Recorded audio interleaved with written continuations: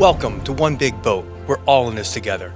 A show focused on people and organizations whose work is making a true difference in people's lives. Today, we welcome Sarela Bliman-Cohen, the founder and executive director of Qnest. The reason being is because this is a very marginalized group, and often they do feel that way. So I want them to feel at home, where they're accepted for who they are. She explains why she started this relatively new nonprofit to help LGBTQ plus teens. That's next on One Big Boat. We're all in this together. Why don't you tell people what the acronym stands for? Yes, thank you. So Qnest stands for Queers Never Experiencing Shame and Trauma.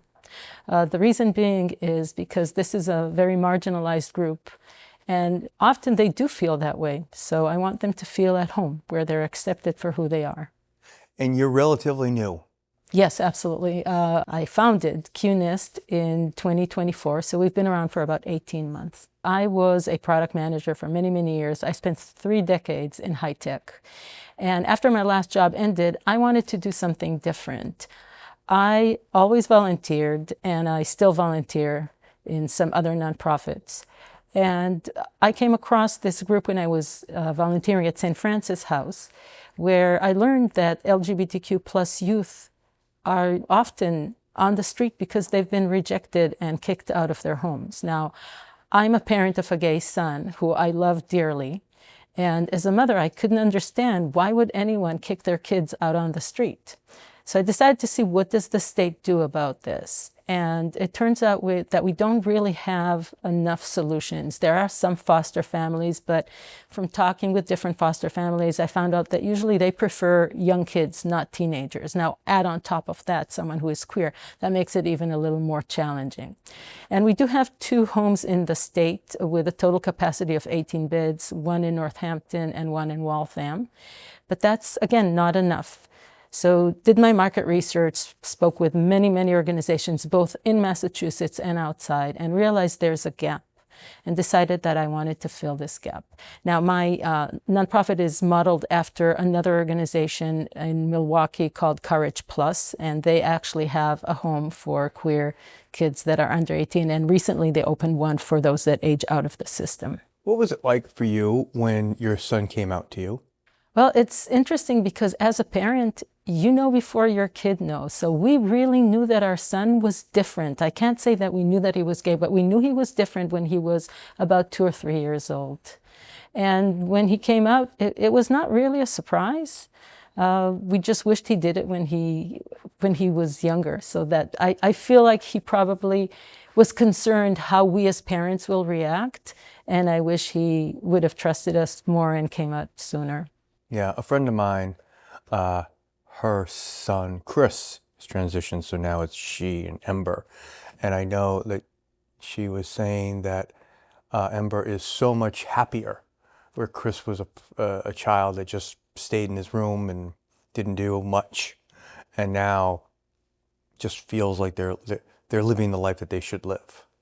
Yes, and this particular group in general suffers more from trauma, more from mental illness.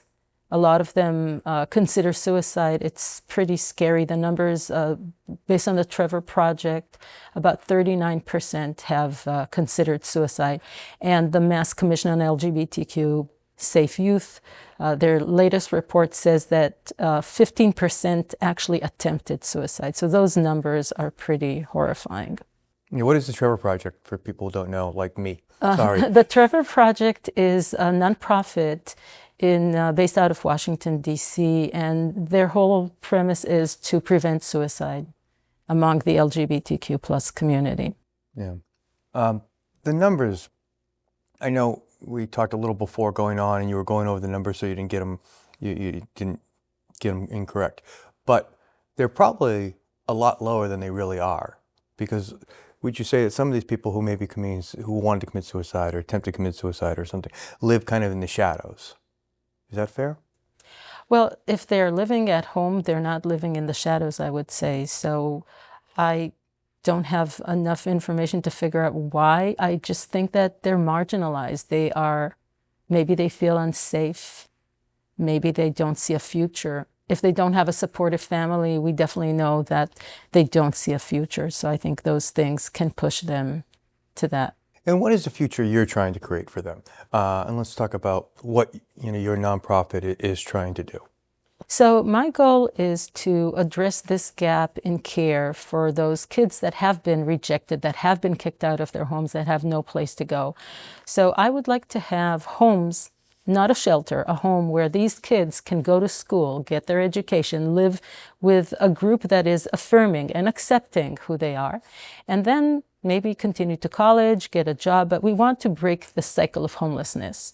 And I feel that if we do it when they are teenagers, if we give them education, we give them a place to live, I think they have a brighter future. Is it just a place that they just feel, quote unquote, normal? They don't feel judged, and that allows them to excel?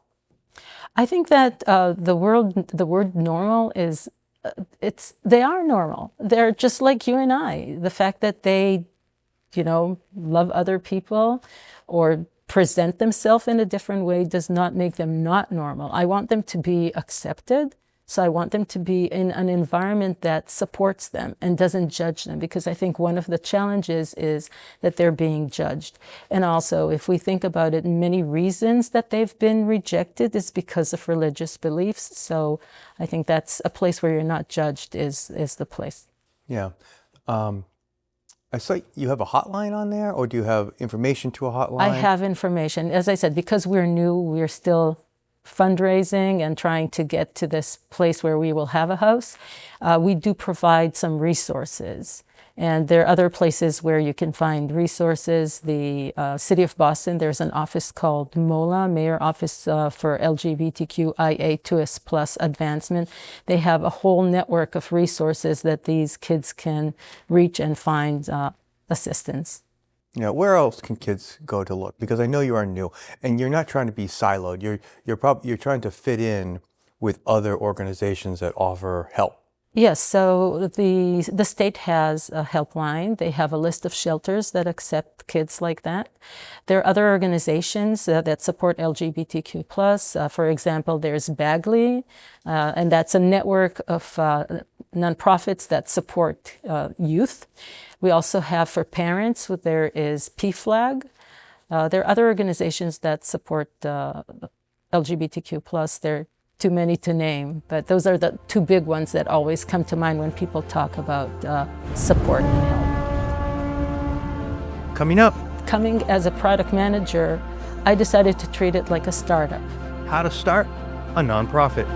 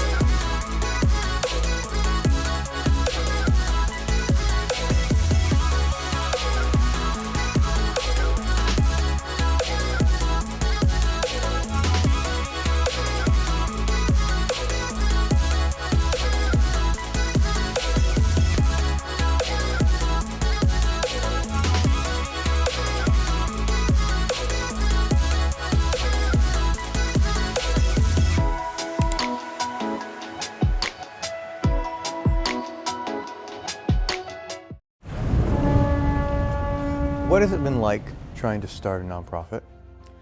Challenging. Well, I know, because there's a lot of people out there, and we've talked about this with a few people that on this show, that a lot of people have good ideas, Right. if not great ideas. Right.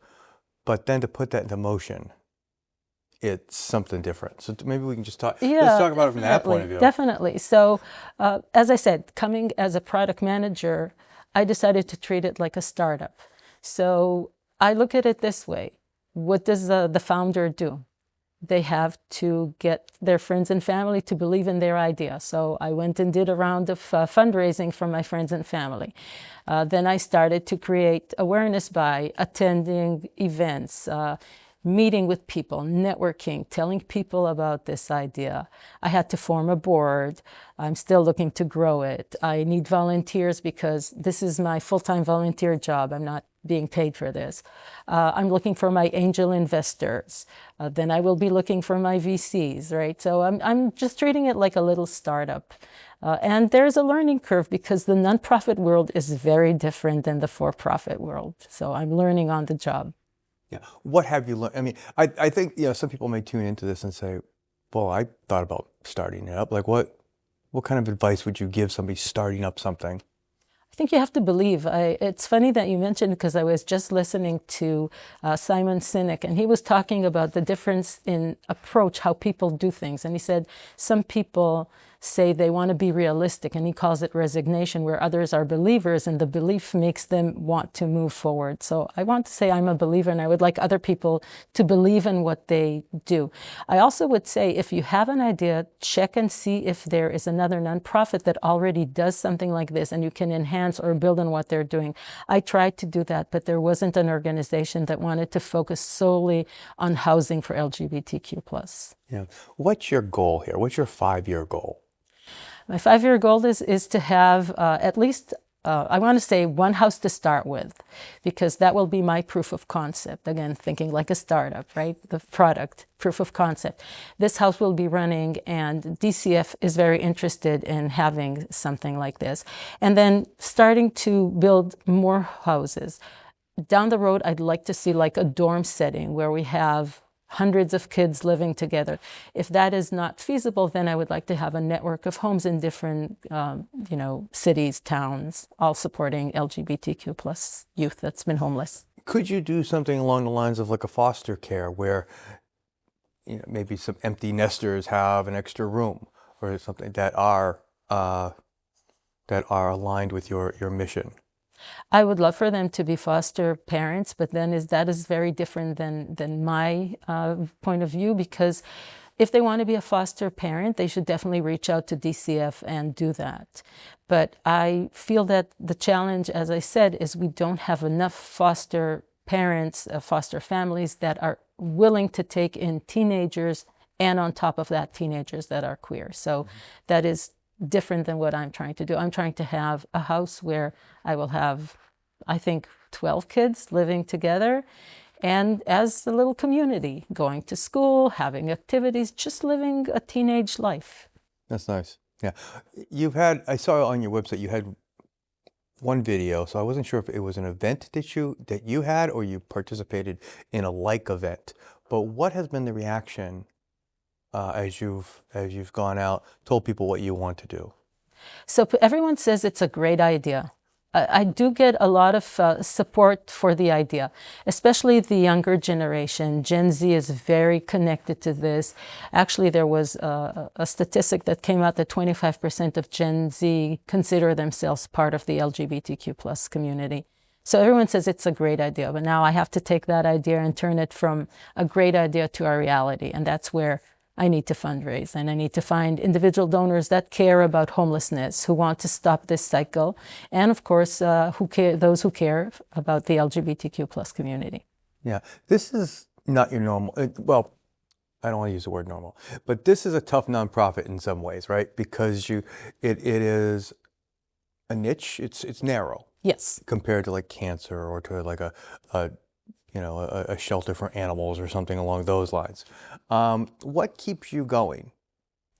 Because what keeps me going is the thought that I can make a difference in the world.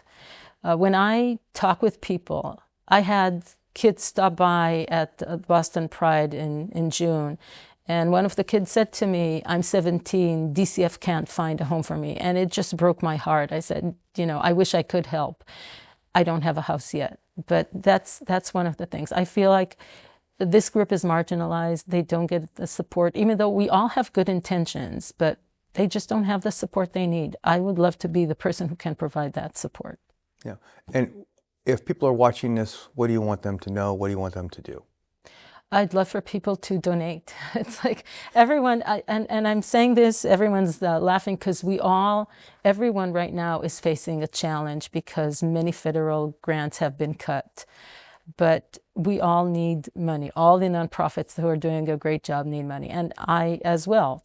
If I could find a few donors that this is near and dear to their heart, and we can start with one house, I'm sure that would, like mushrooms, we'll have more houses, and I think this could make a difference. If anyone we can save, we can take off the street, we're saving a life, and I think that's really important. And will this help parents, do you think? Maybe parents who are, like you, suspect that their son or daughter may be not out yet. Does that make sense to you? Well, I think this is slightly different. I think parents who are concerned or are not sure what to do should consult with someone who could, whether it be if a religious person, go to your clergy or a rabbi or whoever you feel, and talk with them and see if there is a way to get some help. If that's not the right person, if you have concerns, maybe your religious beliefs are different, maybe go and see a therapist that specializes in LGBTQ+ to get some ideas on how to handle that. And also, I would say, seek other parents who have kids that are queer, because we have a friend who approached us and said, how do I handle this? And I said to him, the most important thing is you have to love your kid. That's it. Everyone deserves a loving parent, a loving life. I love that. Anything else that I'm missing?